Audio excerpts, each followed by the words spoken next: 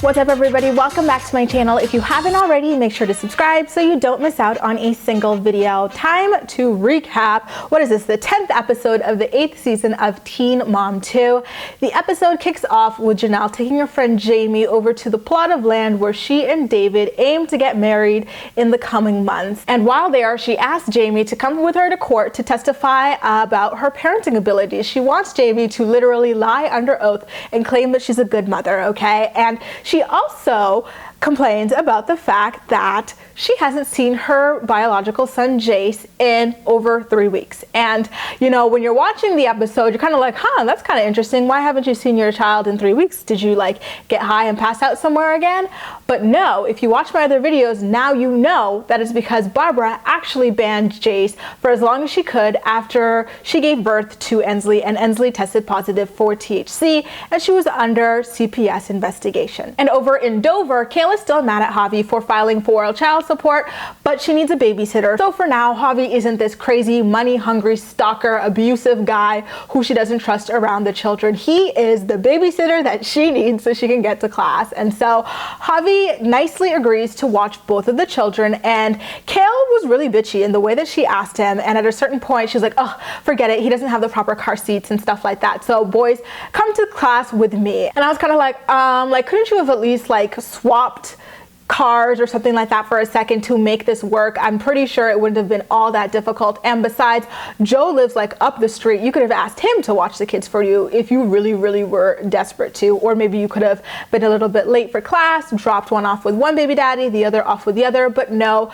this is Kailyn's world and we're all just living in it. So she just popped on up to class with her film crew and her damn children, acting a fool, which we will get to later on. In Florida, Briana is desperate for attention and conflict, so she decides, why not invite my ex-boyfriend to a baby shower that I'm having and I have my current baby daddy at? And her sister Brittany asked the question on all of our minds, which is this a baby shower or a sausage party? Lewis's friends actually had the nerve to bring a camera to potentially film MTV at this baby shower, and when Brianna's mom Roxanne confronts them about it, their excuse is that they wanted to film the friend, not even Lewis. They brought this camera, this like high-end camera and like the mount and everything, to film Lewis's friend at Lewis's baby shower. The friend who doesn't even know Briana. Really, dude? Really? You couldn't have come up with something better than that? And second of all, this is just another case of Briana being like a keyboard gangsta, because on social media, she is like, you know, thug life to the core. But meanwhile, she's over here crying to her mommy about a camera and watching as her mom fights her battles for her, as she does time and time again. And we wonder why she keeps on popping up pregnant and not learning her lesson. In West Virginia, Leah talks to her sister Victoria about the doctor's visit with Allie and how she's going to advocate to get her an aide in school.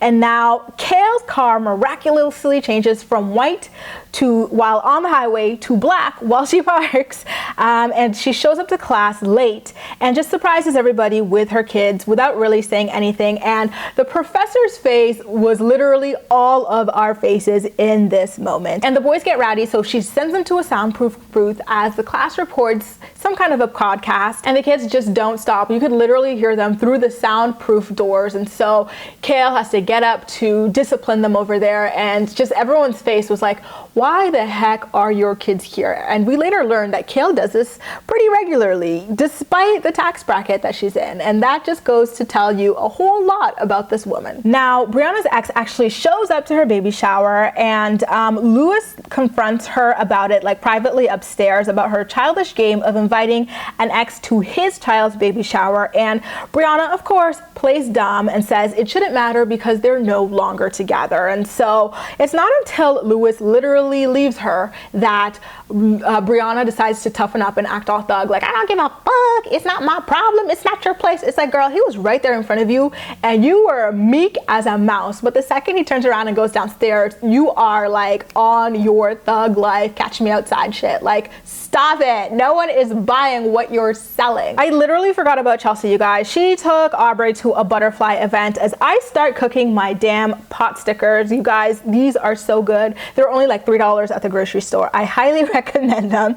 But then we head back over to Brianna, where she decides to call off pretending to be Louis, and she whines to her auntie about Louis having his friends at the baby shower. And I have to tell you, this has to be the most miserable baby shower I have ever seen in my life. Like, absolutely miserable. Everyone involved is just, ugh, I don't even know how you describe this. Saint Barbara makes her highly anticipated appearance on the show as she tells that really antagonistic producer Kristen that she is nervous about putting Jenelle through the court system because Jenelle is obviously going to lose. Like, she's not nervous about losing. She's nervous about what it's going to do to Jenelle and their relationship when Jenelle inevitably does not win the case. She also talks about David alienating Jenelle out in the woods. In North Dakota, Aubrey tells Chelsea as they drive back from the butterfly thingy that Adam slept through their visit as per usual, and that he won't let her wake him up ever. Instead, she just plays with his latest girlfriend, Stasia, who, by the way, is broken up with him now.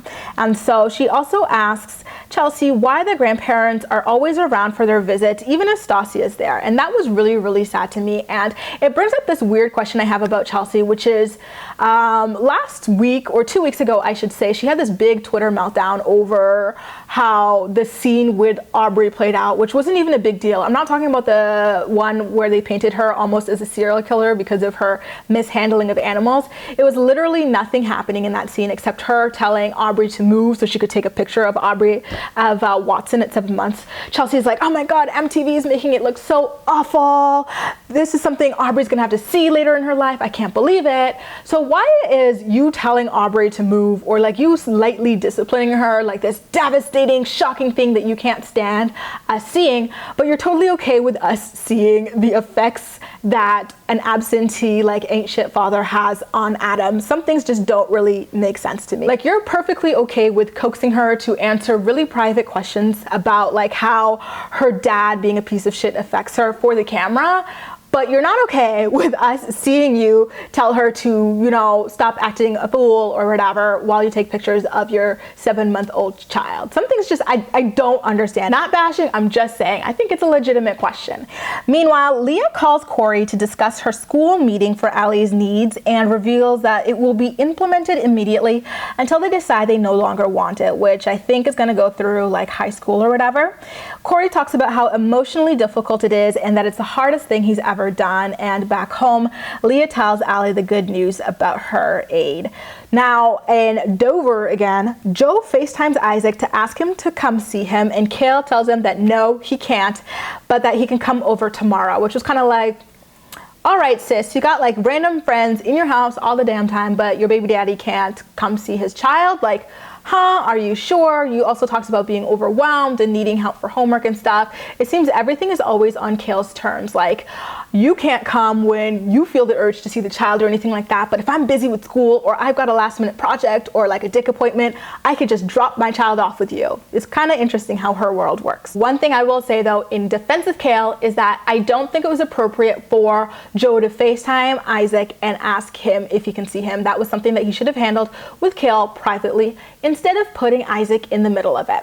Now, back home with V, Joe sulks about not getting to see Isaac and says that he's been worried for him lately with how busy Kail's been with school, and that Isaac is stressed about having 3 homes to bounce between. Sometimes he's at Kail's house, sometimes he's at Javi's house, and sometimes he's at Joe and V's house. Like, I cannot imagine what a schedule like that is like for a really young child. And so this prompts Joe to seek a lawyer to discuss 50-50 custody, and V looked way over the whole entire conversation, and I do not blame her one bit. Step parents or step girlfriend, boyfriends, I do not know how you guys do it. I just know that I probably could never do it. Like, I can't imagine listening to someone talk about their ex like all the time, even if it's not like, oh, I miss my, it's, you know what I mean? It's like, oh, it's something that you have to deal with all the time. And you can just see that V seemed really exhausted and over it in this scene. Over lunch with the family, Brianna breaks the news and everyone is disappointed that she and yet another baby daddy are off, and she's going to be raising another child as a single parent. So as usual, she had a really depressing scene that just brings down the entire mood of the episode, and her dramatic ass mom starts crying because Louis and his friends bought a effing camera to the baby shower. It's like, listen, mom, your daughter's on her second baby daddy with no degree in sight. The baby daddy ditched her. She's out here putting crickets in people's apartments, and you are crying about a camera? Really, girl? Really? Briana also tells them that she was thinking of giving the baby up for adoption until Louis begs her not to, but that he hasn't stepped up, and everyone starts crying at this point. And as usual, all of this is going on in front of Nova. Like, it's hard enough for us to watch Briana and her family constantly bring down the mood and energy of the show, but can you just imagine being Nova in this situation where they're consistently having these heavy adult-ass conversations in front of you? No one is ever happy. People are always miserable. It's just a hot-ass mess. And as for Briana, like, at what point do you look at yourself and have some shame about the reckless life decisions you make? Like, imagine bringing this much stress and sadness to your family. Like, your younger sister and mother are practically raising your first child for you, right? And your younger sister is your younger sister. This is not her responsibility, especially considering she was responsible enough to have an abortion because she realized that she was not in the position to be a single parent.